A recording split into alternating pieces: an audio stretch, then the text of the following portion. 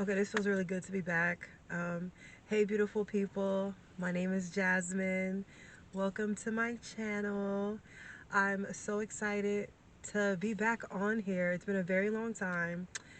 This isn't my first YouTube channel, and with this channel, I have not been consistent at all. But also, I've been going through a lot of different life changes. I have no idea what I'm about to talk about in this video. I just wanted to come on here and get it done because I've been feeling the itch to do it and I've been putting it off, telling myself that I need to do other things first.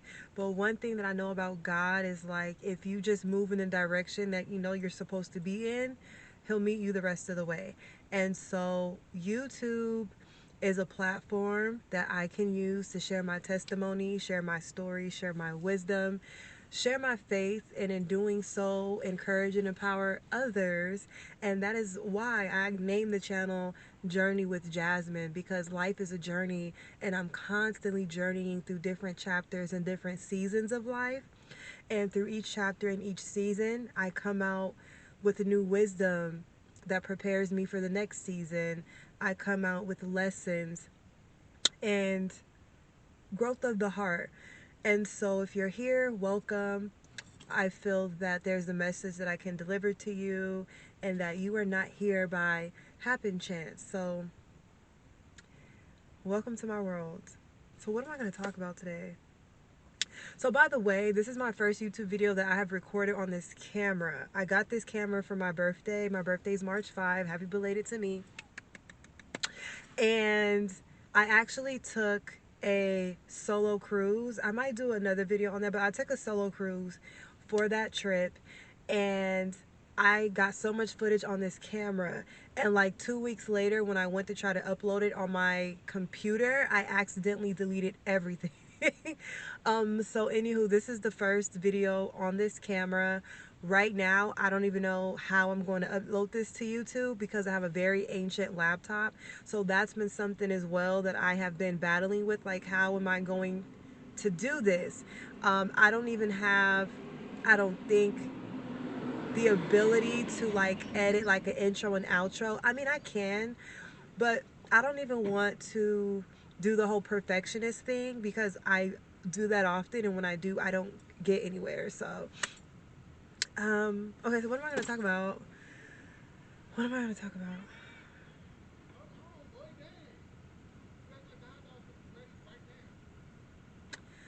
I want to talk about having faith. Yeah, I want to talk about having faith. I want to talk about having faith. I won't talk about it too much from like a biblical standpoint. Like, I'm not at the point to where I can spit out Bible verses and things like that, but I am at the point in my life where I've had enough life experience to understand how God works in my life. And the way God works in my life may not work in your life. And that's why it's important for everyone to have their own relationship with God. Like, not from a religious standpoint, just your own personal relationship with God, right? So, yeah, let's talk about my walk with God. Let's talk about that. And then I do have two books that I wanted to share with you guys. They're not necessarily like, they're not religious books, but they're two books that I'm reading right now, that are helping me to open my heart space, teaching me how to forgive and let go, and renewing my spirit in this world. But yeah, so I'll start off with faith, and this is like probably like a part one, you know what I'm saying, because I could talk about faith all day. So let's talk about faith. I remember my very first time praying to God for something. I had to be like maybe 4 or 5, and it was for a pair of roller skates. So my Nana was leaving out for work one day, and I went up to her and I said, Nana, can you get me some skates? And I don't recall verbatim what she said, but she pretty much said that for me to pray to God that I received the skates, because I don't think she could have afforded the skates or something like that, right? And it's interesting because at that young, I don't think I didn't know what prayer was or how to pray. I just knew to talk to God. If I wanted these skates, I needed to talk to God and ask for these skates. So I prayed to God, I spoke to God, and I remember that same evening, my Nana came home with a pair of roller skates. And she was like, her boss just so happened to bring some roller skates to work that day. I don't know if they were for me or if they were for like first dibs, whoever wanted them. But my Nana came home with these roller skates from her boss the exact same day. And I always think back to that story sometimes, just randomly, I think back to that story, right? And again, I was so young, and my Nana just said, ask God for the skates. I got the skates. I remember, fast forward to like middle school, like attempting the same thing because my mom was moving to West Sacramento, and she was asking me about like what kind of bed set or something that I wanted. And I remember praying for a particular like comforter or something, and I was wanting it to happen the same way the roller skates happened, and it didn't happen. But now that I think about it looking back, I got actually greater and better than what I prayed for, if not similar, but it just didn't happen when I wanted to. It happened on God's timing, right? Fast forward to, because I was like sixth grade maybe, so fast forward to like eighth grade, and just a little small detail. So my family is very dysfunctional. I am the truth teller, like the black sheep slash scapegoat of the family. So I'm the one that I can see where all of these things are wrong and messed up, and I'm the one that wants to talk about it and fix it so we can do better. So I'm the generational breaker. Not to mention I'm the oldest child and I'm the oldest granddaughter. The trauma, right? And so at about 12, that was the very first time that I thought about removing myself out of this world. I remember I was in my room and I was sitting on the side of the bed crying, and I think I was journaling. I started journaling at a very young age, but sadly I don't have any of those journals. That's another story for another day. But I remember sitting on the floor and I was crying, and I'm not necessarily sure what. I don't remember full details, but clearly I was on punishment for something, because for many years I lived in isolation away from the other siblings that I was raised with, and my mother would treat me differently. Like I was the Cinderella of, in our household, so I was cooking and cleaning for everyone at such a young age. And I just remember being in my room crying and thinking like, I don't want to be here anymore. And I had a walk-in closet. So I was leaning against my bed, but on the other side of my bed was a walk-in closet, and I had like, those 70s, 80s like retro beads that hang from like the door frame. So I had those hanging, and I looked in there because I was thinking like, how can I hang myself somewhere in the closet and just get it over with? And as I'm having these thoughts, I'll never forget how clear it was. Like there was this feeling or message that came through me that was like, everything happens for a reason. And to this day, I still live by that motto. Everything happens for a reason. And I remember that part clearly.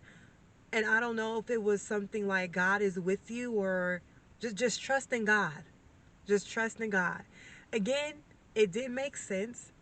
But that thought and that feeling that came over me, I didn't want to do it anymore. Like it was just like, okay, I trust whatever this is. I feel okay. Like everything happens for a reason. I'm going to be okay.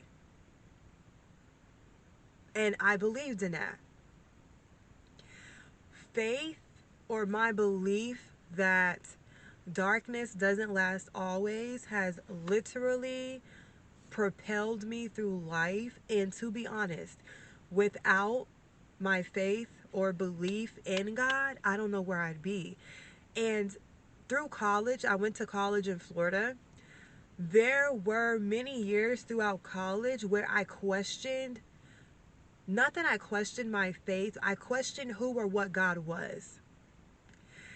If y'all know black folk, there was a docu-series called, it wasn't in living color. I can't think of the name right now. But it was a docu-series that basically told you about black history, like the truths of black history. But within that, they talk about Christianity and how Jesus is this made up person and it's not black people's original spirituality, and we had African deities and things like that. So after Hidden Color, it's called a Hidden Color. If y'all know, y'all know. Comment below y'all mindset after watching that stuff, because for me, I started questioning everything. And of course, because I'm a curious person, I question things. You can't tell me the sky is blue. I need to check for myself. You can't tell me the grass is green. I need to see it for myself. You know what I'm saying? And so after watching those things, I definitely started questioning who God was. And I will honestly say, until I kind of came back to Jesus, my life definitely went downhill. And I've reflected on that a few times within the past year. Like, yeah, my time away from Jesus, and I pretty much stopped going to church. I would go to church sparingly. Of course, I wasn't reading my Bible. That's something I'm trying to get into now. But yeah, I questioned God. I questioned God. I don't even think I was praying during that time. And for many years through college, I was just living. I was just living. I kind of really didn't have any direction. But at the same time, God still kept me because I had entered into a lot of situations where a lot of people don't make it out, and I made it, and I'm still here to tell my story and my testimony. And through it all, I remain optimistic and I remain faithful. And even in my current season, this is a season that will break so many, and I'm still standing, and I'm happy about it. And I realize that this is just a season. And all of these things would not be possible without faith. And now I've kind of feel okay, so I started prostituting myself in college. My sophomore year of college. Um, I'm from California, so anybody knows Californian culture. It's very much hoe and pimp culture. And my sophomore year of college, first of all, let me piggyback just a bit. So I went into the foster system at 16. I reported my mother for child abuse that had been going on since I was a little girl. I finally got the courage to escape. For the longest time, I thought that there was no escape from that. Like, I feared my mother. I feared anyone going to authorities because I thought that no one was bigger or badder than my mother. And I feared the consequence of me telling, you know? And eventually I ended up telling. And one day I'll do a video on that situation. But one day I went to school and I reported her to the principal. The school officer then took photos, and I was gathered up along with my other siblings, and we went into the system. I was in the system from about 16 to, I was in there for a year. And after we were released from the system, my three siblings went back to live with my mother, and I was not welcome back there. So I came back to live with my nana, who was my mom's mom. I lived with her for a bit until she kicked me out in the middle of the night one night. And if it wasn't for this boy's jacket that I had on with the few dollars he had in his coat, I would have just been stuck outside in the wee hours of the morning. I called my friend, my homegirl. She was at her aunt's house. I took a taxi to her aunt's house. This was back in 2011. Uber and Lyft weren't a thing. And again, I was like 17. I caught the taxi over to my friend's house, and from there, I stayed with her 2 days. I ended up getting in contact with an aunt who was my stepdad's sister, and that aunt ended up taking me in. She lived in Sacramento. I was living in Fairfield, California, which is like a 45-minute distance. And I remember, again, I had a best friend. So it's interesting how being so young, I had the willpower and this determination and clearly a blind faith that I was going to be okay. I didn't beg my nana to come back into the house. I made moves and I was young. And when I think back to that, like that resilience is crazy. And sometimes when I struggle in my current life, I think back to all of the things that I've overcome and it helps me. So I called my best friend because her and her dad, they lived out here in Fairfield. And I was like, hey, can Papa take me to pick up my stuff from Nana's house and drop me off in Sacramento? So Papa, who's my best friend's dad, Papa came to pick me up. We came by my Nana's house. My Nana had my stuff in trash bags on the front porch. I don't even recall talking to her. I don't know if my auntie spoke to her or what, but my stuff was in trash bags. We came to pick it up, and I was dropped off at my auntie Veronica's house. I stayed with my auntie Veronica, I want to say, for about a year as well, until she was like, because she was living in Section 8. And so she ended up being like, the people were found out that I lived there, and she had to go in front of a judge to basically, because she was breaking certain terms of her agreement with having extra people staying there. And basically, I would have to go. And so over the few years I've thought about that story, and I honestly don't understand. I'm not sure how factual that is or if she just wanted me to leave, but that's what happened. So by the end of that year or whatever, I ended up moving back in with my nana. And keep in mind, I was in high school. I was doing my senior year of high school all the way in Sacramento. So when I came back to my nana's house, my nana's husband had actually gifted me with a 1999 Ford Taurus. And so I would drive my back and forth from Fairfield to high school every day. And I ended up actually graduating valedictorian of that high school, and I gave like my graduation commencement speech. While at that high school, I met a guy and I became really close to my counselor, and they are the ones that installed in me that college was possible.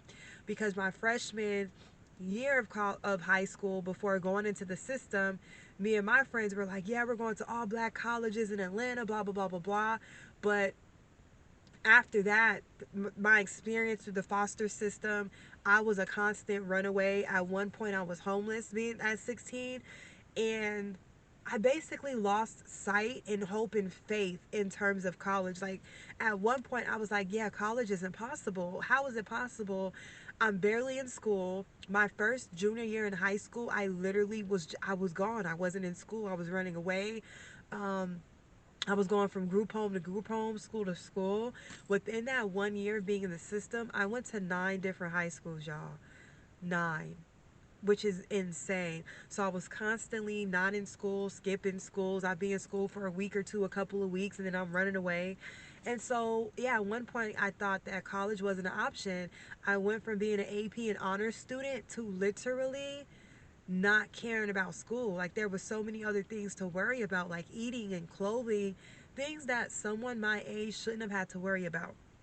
So when I was presented with the opportunity and the hope, and I had adults pouring into me about what was possible, I then regained the hope to go to college.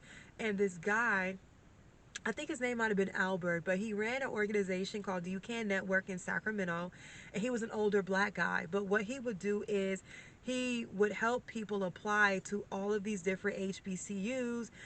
He provided the fee waivers and everything. So through him, I ended up applying to so many different colleges. I actually wanted to go, I think I wanted to go to Clark Atlanta and FAMU for nursing. And my two friends from freshman year, they ended up going to Clark Atlanta. FAMU, I forgot what happened with FAMU. I don't know if one of my scores were too low or if I did not apply because I didn't think they had nursing. It was some misunderstanding, but I didn't go to FAMU. I ended up getting accepted to Bethune-Cookman University in Daytona Beach, so that's where I ended up going. But one of the main reasons I went to college and to school was because I knew that for 4 years I had a safe place to lay my head. I didn't have to worry about being kicked out from a family member's house just because or because I wasn't following rules. And so for me, it was a form of safety. So here I am, this girl going states away at 19 years old. I had never been to Florida a day in my life. I had never been on a plane. Excuse me. According to my mom, I had been on a plane when I was younger, like 4 or 5, but I don't remember that. So for me, this was my first plane ride. And my mom flew with me down to Florida. And I feel like this will have to be a story for another day, but I just wanted to kind of say a little bit like how I got into the prostitution thing. So I was basically in survival mode. I was in college. My family did not send. I received like one care package in the 5 years that I was in college, and my parents didn't send like, what do you call it? Like not a salary, but like an allowance. I had never gotten an allowance. I was working on campus. I had a campus job. But you know, when you work on campus, you can only work a certain amount of hours and the pay is really low. So anyway, I just wanted money to do stuff, like to eat out.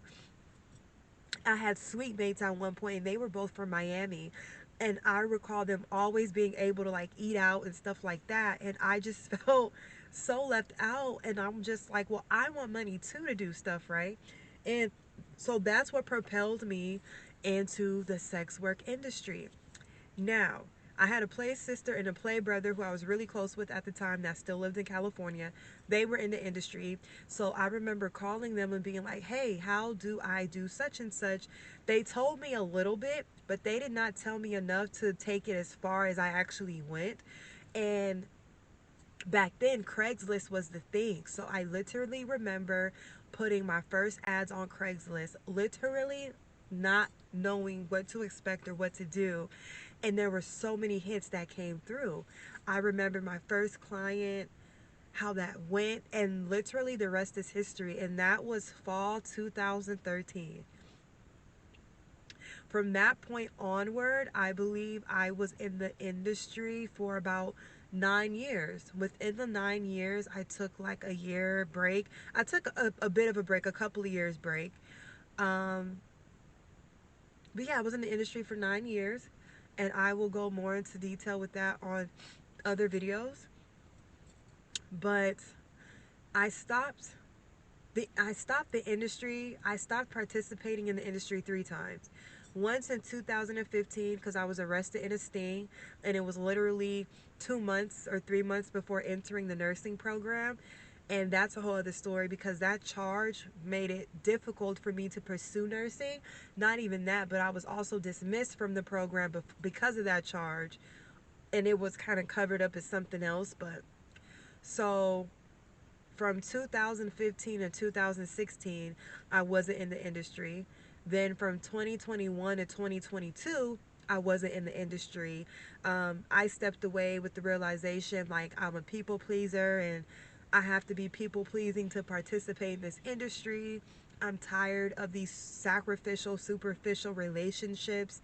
I want something real. I'm tired of pleasing these men and playing this part. Like, I'm tired of pouring into people. I want to be poured into as well.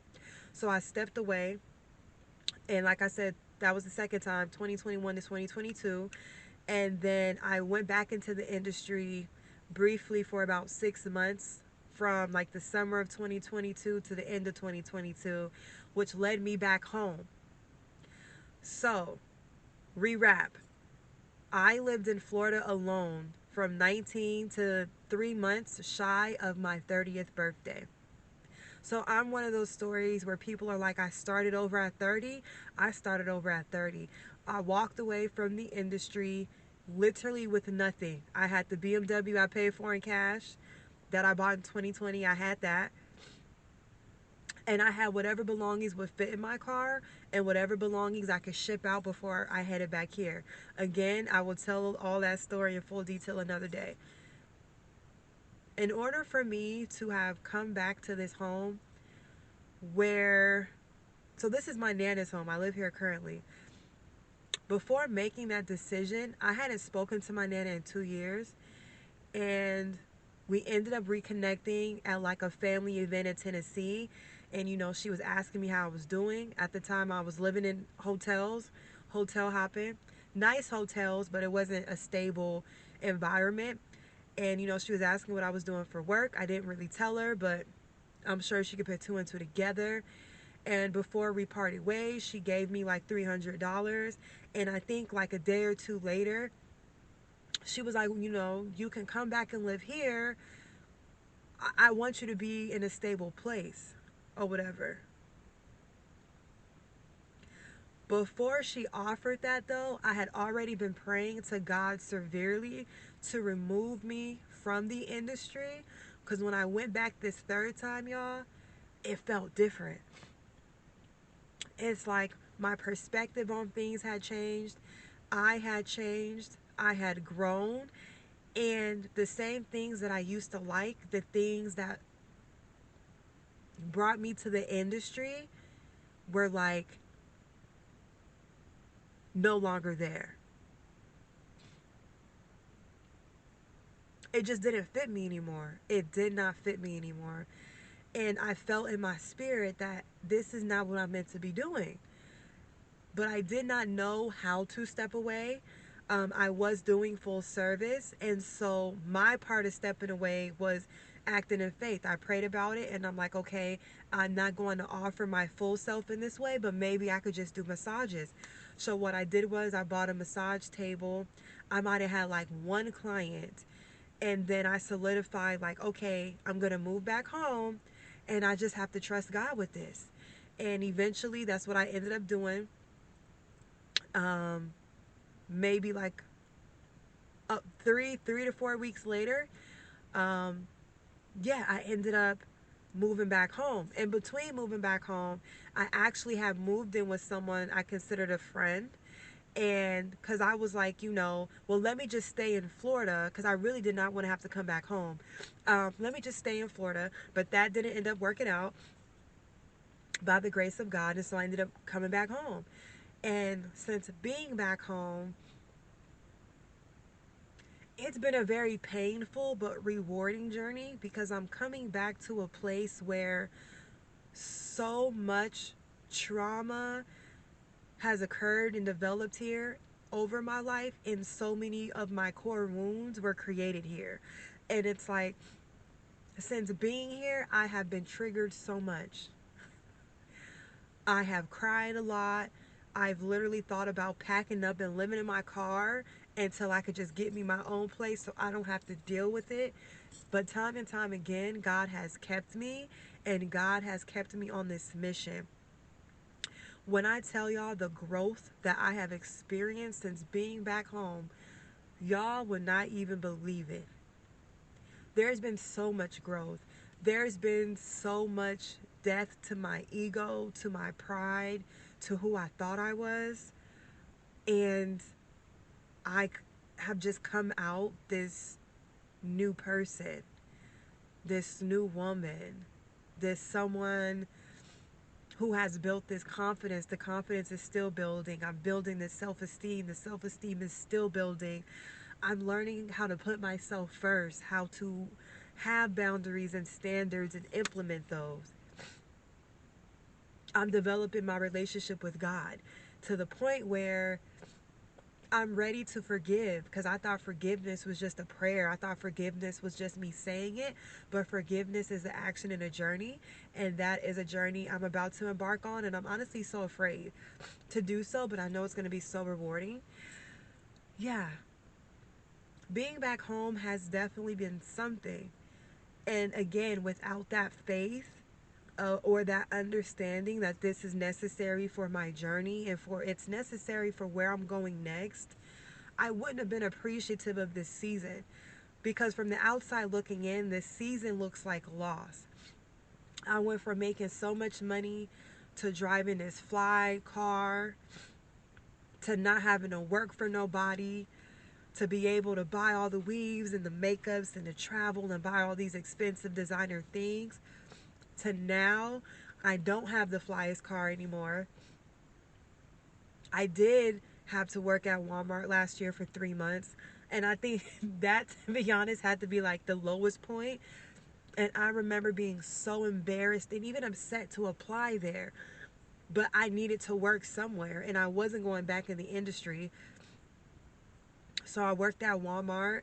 Um, I currently work for Amazon now, do Amazon Flex, Uber Eats, Walmart Spark, but Amazon Flex is my main thing. Like, even the experience of telling people I work for Amazon has taken time to get to. Like, I'm just now getting to a point where I'm kind of comfortable of saying that, because for the longest I based what people do for work and how much money they make and the cars they drive, like, that meant more to me than character. Like, I didn't really look at character. Like, I will look at your actions, but what mattered most is what you could do for me and how we look together. And so, yeah, a lot of things are changing for the better, um, and for my future self. And again, faith is what has kept me. Faith in God and trusting in God, trusting that He's never forsaken me, He's always brought me through. And for whatever the things that I have desired for myself, He desires much greater, right? And yeah. So I encourage you to have faith in whatever season you're in. If you consider this a struggle season, if you used to be up here and now you down here, I want you to pray and ask for what are the lessons that you're supposed to be learning in this season. Because I guarantee there's lessons, and I guarantee that that season is cultivating you for something greater. And I truly believe that. And it's all about how you look at it, right? Because I could literally be sitting here and be like, this sucks, I'm finna go back and pop that cootie cat. But nothing will make me go back there. And now that I've been through this season, which years ago I couldn't have imagined working at Walmart, bro. Like, that's crazy. I literally worked at Walmart. I have a college degree. I went from making bands an hour to literally what, 17 $17 a freaking hour. And heck, before that, I was a CNA when I left the industry in 2021. That's a story for another day.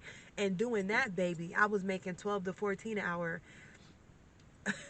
So I will put myself through difficult seasons with the promise of reward after.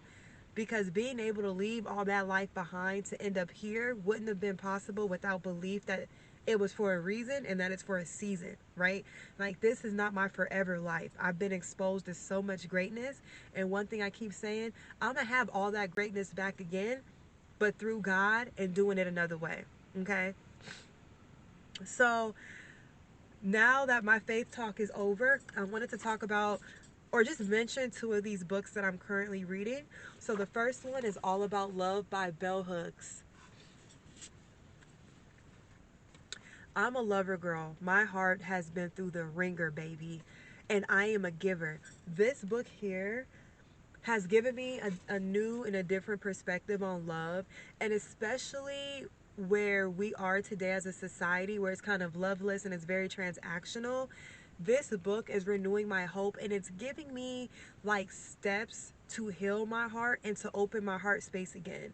Because I say, like, I have an open heart, but with all the things I've been through, I definitely think that it's a bit scarred. And so this is helping me like renew and heal my heart and open myself to a love that I know is possible without all the fake stuff. You know what I'm saying? So All About Love by Bell Hooks. I have a couple more chapters left. I'm on chapter 10. And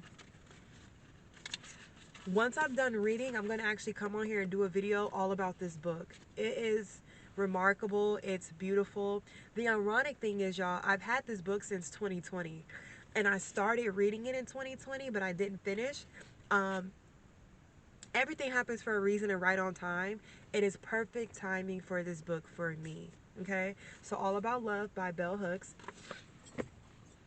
The second book is The Game of Life and How to Play It by Florence Scovel Shinn. So this book actually uses a lot of biblical references and verses, but it just teaches you about your subconscious and your conscious mind and how they interact to create the life that you physically see. It talks about the affirmations you need to say to yourself. It talks about how to forgive and forget. This too. So both of these books talk about forgiving and forgetting. And all in all, how to open your heart, how to bless your enemies. It just talks about a lot of goodness that is going to help me on my emotional intelligence and my spiritual journey, as well as healing and just growth, which is my main intention right now in this season. And I'm sorry, y'all, this whole video is sounding like I got something in my nose. It's cold as hell out here, and it's allergy season, okay? But I usually don't sound like this. But yeah, so the game of life and how to play it. I actually started listening to the audiobook the end of 2022 when I was staying with my acquaintance. But for me, physical books are better. With the audio, my mind wanders too much, so I'm constantly missing information. And I started the audiobook again, and I'm like, you know what? Let me just order it. The book is only $5, y'all. Again, the game of life and how to play it. There's so much wisdom and gems in this book. Like, hopefully you get it for yourself. And yeah, so that wraps up this video. I'm so excited to be back on the tube. You know, eventually I'll have an intro and outro and all that cool professional stuff.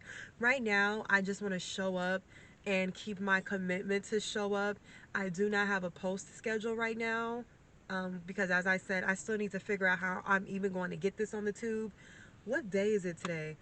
Today, I think, is April 13th, 2024, that I am recording this video. I'm looking forward to the growth of my channel. I believe that because I'm following God's word and his plan for me, the channel is going to do absolutely well. And yeah, I just see this grand vision for me in my life, and this is a part of it, and it starts with this. And I encourage you that if you have a testimony, if you're feeling that itch to hop on YouTube, do it. Maybe TikTok is your platform, maybe Instagram is your platform, but YouTube is mine, and I will eventually grow to other platforms. But yeah, I appreciate you guys for staying to the end and watching this video. If you stayed to the end, comment what city and state you were watching for, and let me know if you heard anything in my video where you want more details in. Comment that below as well, and I'll make sure to cover it. But yeah, thank you guys. Bye.